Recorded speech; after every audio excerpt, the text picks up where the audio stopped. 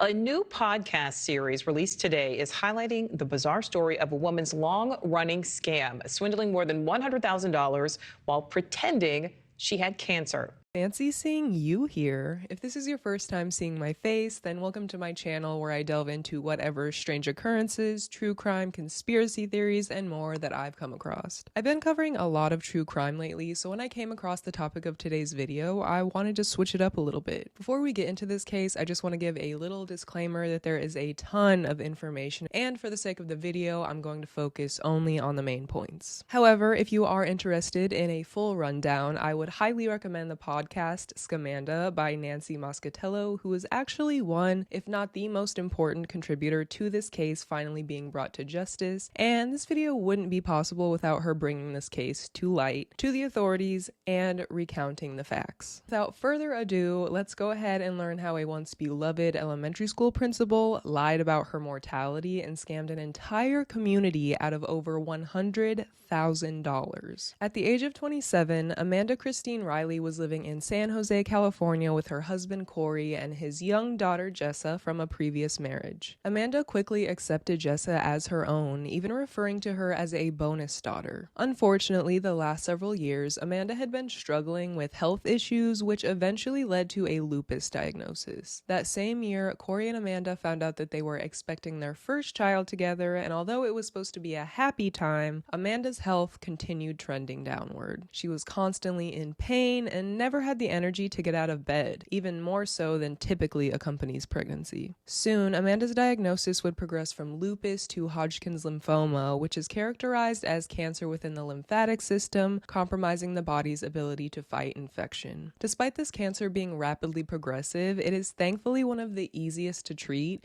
which still sounds a little diminishing considering we're still talking about chemotherapy and all of the difficulties that come with it. Despite the survival rate being about 89%, that remaining 11% of fear still lurked in the back of her loved ones' minds. Keep in mind that this is taking place in 2012, and in addition to worrying about the end of the world and listening to Oppan Gangnam Style, people were just loving blogs. Tumblr, Blogspot, other websites that I'm not familiar with because I was like 15 years old and on Wattpad, but anyways, so knowing that she's now begun a battle whether she was ready to or not, Amanda started her own blog on Blogspot called Lymphoma Can Suck It. It was here that she kept her loved ones informed on the state of her health, attempted to break the stigma of cancer, explained things in simpler terms rather than in confusing medical terminology, and spread the word that the internet is not your friend when it comes to Dr. Google and WebMD. It takes a certain level of confidence to discredit the internet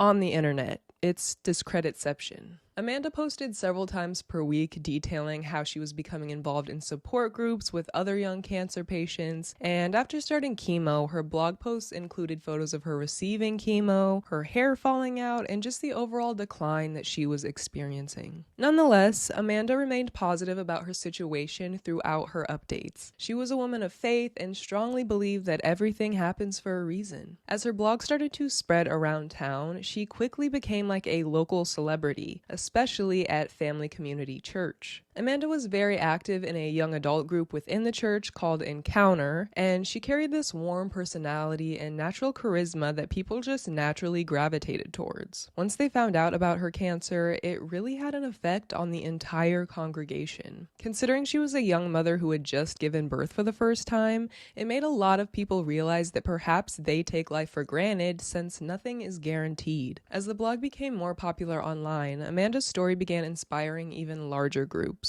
Amanda posted on her blog about being invited to an event for women undergoing chemo hosted by the American Cancer Society. She received many gifts from the organization, such as high-end makeup, wigs, hats, etc., and she was even featured on the front page of the ACS newspaper during a Relay for Life marathon and participated in various other fundraisers and sporting events and banquets. But just as quickly as people had begun to invest in Amanda's story, she stopped posting online. until 6 months later when she popped back up with the very exciting announcement that she had beat cancer after 8 months of chemo. And over the next few months, Amanda would recover and relapse fairly quickly. She continued keeping the readers of her blog up to date on her health status and the struggles she was having with their health insurance. She posted that it just wasn't enough to cover what they couldn't afford. With that, she posted a GoFundMe, which over time would end up totaling over $100,000 donated. Readers of the blog and fellow church members began donating airline miles for Amanda to undergo experimental treatments across the country, gift cards, concert tickets, you name it. They started delivering homemade meals to their house regularly to ease the burden of housework. 4 Chili's restaurants even participated in weekly fundraisers where a portion of their earnings would be donated towards her medical bills. Amanda's story of triumph caught the attention of celebrities who would post hashtag Team Amanda on their social media platforms. At one point, people were auctioning off their things in order to give the money to Amanda and her family. Those who weren't in a position to help financially even started donating their own plasma to save Amanda's life. Talk about a support system. But it was one day when Amanda's friend from church, Lindsay Wilder, heard that Amanda was being sued for faking cancer. She thought it was a mix-up because, first of all, how could this sweet woman undergoing treatment and fighting for her life be lying? And also, there was a 17-year-old girl by the same name who died from cancer 2 years prior to the start of the blog, Lymphoma Can Suck It. But it turns out that the rumor was true.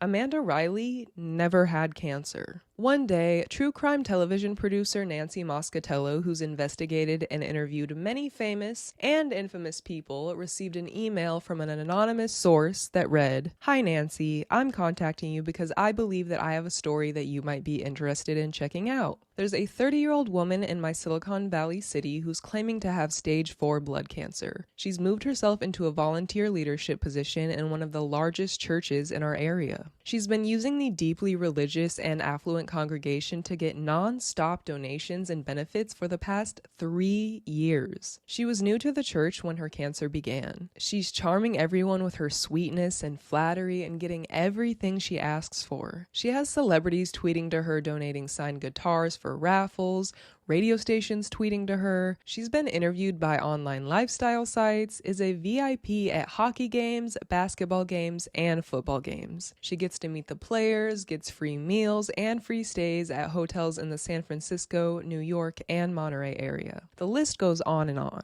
Her position at the church allows her to meet lots of young professionals with connections in our affluent city. She has had people paying for her multiple trips to New York for treatment, including Broadway shows where she gets backstage passes and meets the stars, and she does this all after a long day of treatment in a hospital. She's constantly asking for more money and thanking her donors by name. This woman is married, and I strongly believe her husband is in on it. She's very charming and has an adorable family, which is why I believe most people are afraid to question her. My concern is that this woman and her husband could potentially be dangerous if exposed, and I'm worried for my safety and that of my family if we were to be identified. I'm sorry, what? Yeah, let's go back in time to 2002 when Corey Riley had not yet met Amanda and was married to a woman named Alita. The couple had 2 daughters. Jamie, who was Alita's biological daughter, and Jessa, who they had had together. Jamie had been diagnosed with leukemia at the age of only 8, and although she and Corey weren't blood related, he was still a father figure to her, and she leaned on him at first. Obviously, being diagnosed with cancer at such a young age is a lot for a kid to handle. I mean, for anyone, of course, but when your life is just getting started? And as if kids can't be mean enough as it is, Jamie had started losing her hair, and classmates started calling her a boy, which obviously hurt her feelings. And that is so mean. Like, why? It's at this point in time where Amanda enters the picture, who at this time is only 17 years old. She had been recommended by a friend of the family to the Rileys to teach Jamie cheerleading since she was too immunocompromised due to cancer treatment to be in classes with a lot of other people. She couldn't even go to school, and she felt very isolated, so it was nice to have a new person around, and Amanda fit right in with the family. People thought of her as nice, sweet, and like a big sister to both Jamie and Jessa. Soon, she was invited to start hanging out with the family on the weekends outside of cheerleading lessons as a family friend. She would give the girls advice and do typical girly things like play dress up and do each other's hair. Things were looking up for everyone. In May of 2005, Jamie's treatment was improving her condition and she was declared healthy enough to return back to school. Even though she was thrilled to be better, it didn't take long for her to realize that she felt out of place. All the time she'd missed being in the classroom around her peers, and she felt like she'd been left behind. Still, Amanda was there to say just the right things and make Jamie feel better. When Jamie was 10, she finally beat cancer, but instead of this being a blissful time, the marriage between her parents had gotten really rocky and they were arguing often. Corey started to favor Jessa, who was his biological daughter, which obviously was very hurtful to Jamie, and he piled on by doing things like only cooking enough dinner for Jessa or getting her far better gifts during the holidays. I'd just like to take a moment to acknowledge how morally bankrupt you have to be to take out your marital issues on a child who sees you as their father. Like, what did she do to you? And right after beating her years-long battle with cancer too? Like, Jesus, dude. Eventually, Corey packed his bags and left one day without discussion, filing for divorce. Corey and Alita only communicated about matters concerning Jessa, and Corey and 18-year-old Amanda, who up until this point had been like a babysitter, stayed close. So close that they got married despite their 12-year age gap. Their marriage was very off-putting to those on the outside, and people began questioning Amanda's motive for getting close to the family in the first place. However, I would like to note that Amanda was legally a child when she met Corey, who was in a position of power over her, so he's definitely looking a little sus at this point. Amanda's big sister to mom pipeline was especially odd for Jessa, considering the dynamic changing between them so quickly. Amanda started to call herself Jessa's mom on official documentation, removing Alita as an emergency contact at Jessa's school. And Jessa did not like this at all. She already had a mom who was very involved in her life, and she didn't need replacing. But regardless of their issues, once Amanda had been diagnosed with cancer after the birth of her son, Alita felt sympathy and wanted to help ease the burden as much as possible. She even understood when Amanda and Corey requested child support deduction because Amanda's treatments were extremely expensive. She wanted to be healthy co-parents despite their differences, but Amanda said no. And with that, she and Corey filed for full custody of Jessa, which was understandably the final straw in Alita's compassion towards them. Amanda and Corey began alienating Jessa from Alita, undermining any parenting decisions that she made. These court issues also became a topic of conversation on Amanda's blog, with her claiming that Alita was a thorn in their side, harassing them, taking drugs, and even making scenes in their neighborhood. Being that Amanda was an admired member of the community,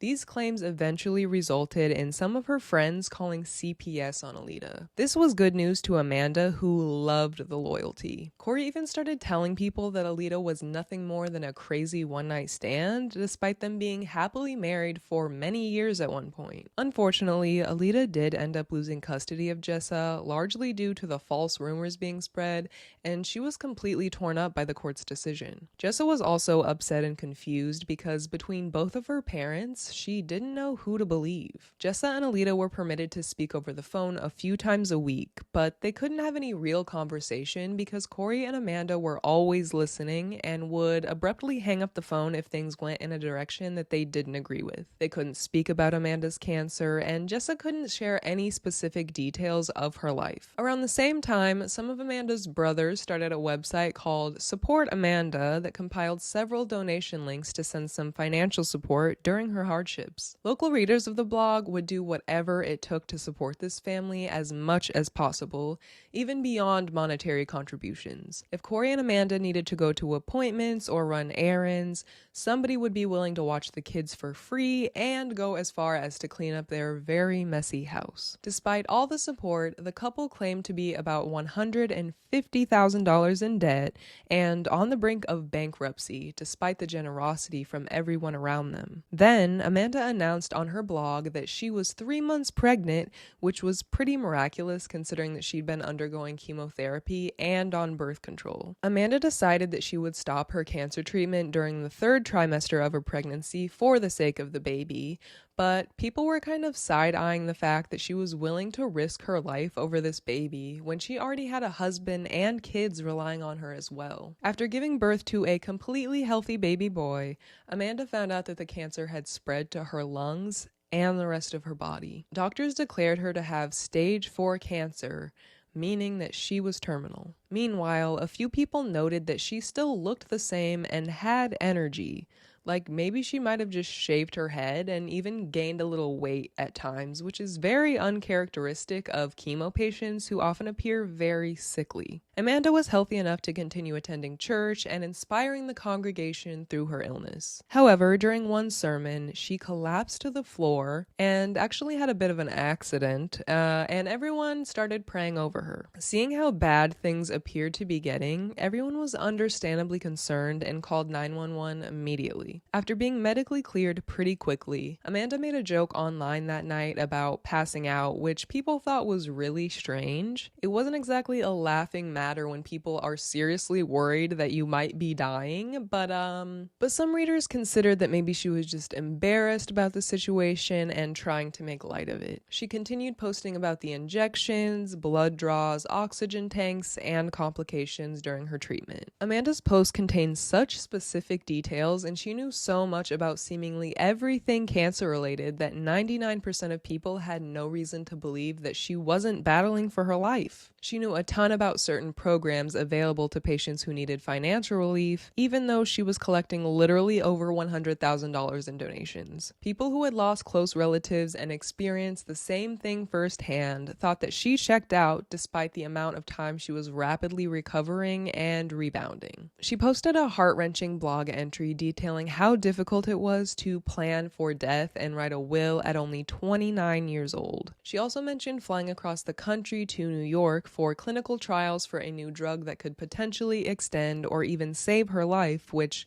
of course, cost more money, about $12,000 per month to be exact. Once again, the donors did not disappoint. However, while she was in New York, she posted about going to see a Broadway show, visiting Times Square, and seeing the Rockefeller tree. One of Amanda's friends recalls her mother talking about buying a lakefront vacation home, and this friend was understandably like, "What? What do you mean you're buying a vacation home when your daughter needs help with these potentially life-saving treatments?" The friend even asked Amanda about it, but she claimed that she didn't feel comfortable enough to ask her mom for money, which is interesting considering she could take money so easily from strangers. Once reporter Nancy Moscatello received that anonymous letter that I read earlier about this alleged scam, she began looking into financial court documents where Amanda and Corey claimed to be in debt, but they didn't specify how much or exactly the cause of the debt. Nancy originally felt torn about questioning Amanda and digging into the legal documents because her blog post seemed so heartfelt and dark at times. She didn't want to believe that a person would make this up and take advantage of people in such a way. Still, Nancy reluctantly reached out to Corey's ex-wife Alita, trying to get a bit more details from someone with personal insight. Alita responded that she would like to help, but that she had nothing good to say and that they lie about everything, considering their court dealings and the lengths that they went to keep Jessa away from her. Nancy did remain weary, keeping in mind that Alita could very well just be an angry ex-wife, especially considering the horrible things she'd read about Alita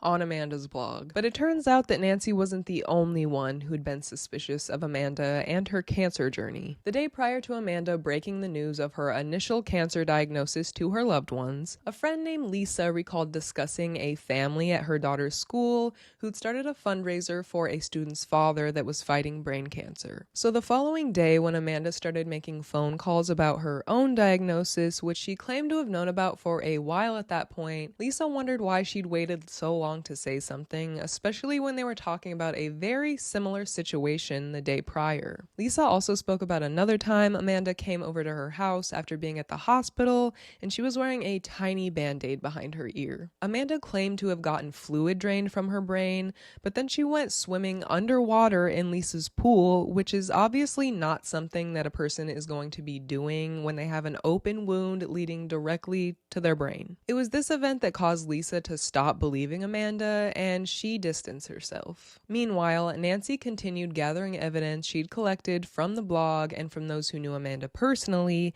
and turned this information over to the San Jose Police Department Fraud Division. This was actually a very difficult case to prove because patient confidentiality laws purposely make it difficult to divulge private health information to anyone, including police. And without any proof, it's not exactly a good look to accuse somebody of lying about having cancer. As Detective Jose Martinez from the Fraud Division was looking into Nancy's findings, he started calling around to doctors to ask them general questions about cancer and the financial aspect, since he couldn't ask for direct information about Amanda. During his investigation, Detective Martinez realized that some of the doctors Amanda claimed to be seeing on her blog weren't oncologists, and some of them weren't even doctors at all. They were just random people that she knew.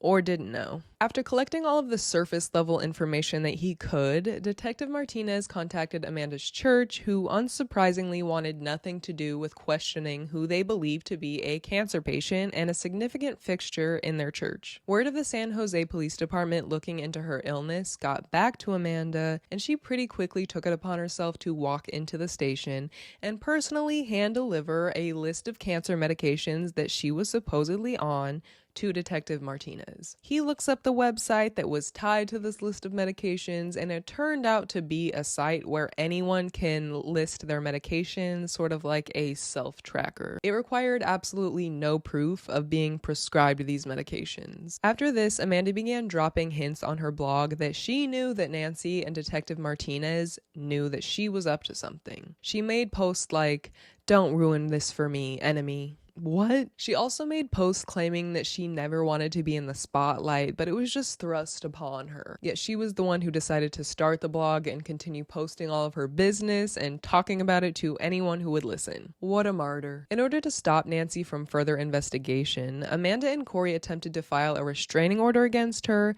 and during the civil harassment case, they both claimed that Nancy had lied to their jobs by claiming that Amanda never had cancer and got them fired as a result. Fortunately, the case was dismissed after the judge declared Nancy's reporting as freedom of the press. After this legal failure, I think Amanda began to realize that she wasn't fooling people as well as she once had. The IRS had even started to investigate as well, and she shut down the blog for good. Amanda decided to switch her focus back to her career and actually moved up the ladder from English teacher to principal of a private elementary school in Gilroy, California, about 30 miles from San Jose. She had no problem with the move or with her new job and position, since she was very well respected, as she had been nearly everywhere else she'd been. But you'll never guess what. After a few months at her new job, the cancer allegedly came back again, and it wasn't long before Amanda was the recipient of a school fundraiser to fund her overwhelming medical bills. All new people were again donating hundreds of dollars per family at times. Despite closing down her blog before the move, she posted health updates through her personal Facebook page. However, her new school district had no choice but to replace her with a new principal,